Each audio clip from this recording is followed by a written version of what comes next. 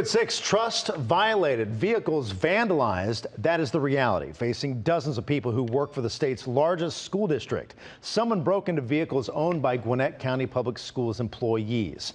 Atlanta News First Yasmin Alston went to Brookwood Elementary School and spoke with the police chief about what's being done to make sure this doesn't happen again. And those break-ins happened at 3 different schools and over 30 cars were hit. Not a pleasant surprise for Gwinnett County school employees. Police say 37 cars were broken into in a time span of 2 hours in the middle of the school day. Had broken windows. Other vehicles were entered simply by opening the door handle because the owners did not lock their vehicles.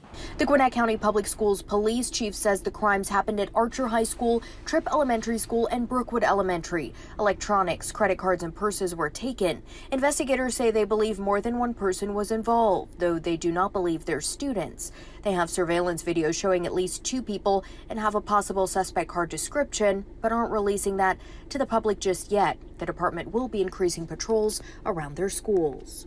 These crimes, they can happen anywhere. They can happen in your driveway. They can happen in a school parking lot. They can happen at a restaurant parking lot. Once again, we want people to be vigilant and protect their items. And again, see something, say something. Gwinnett County school investigators are asking anyone with information to give them a call. In Gwinnett County, Yasmin Alston, Atlanta News First. Well, new at 6, the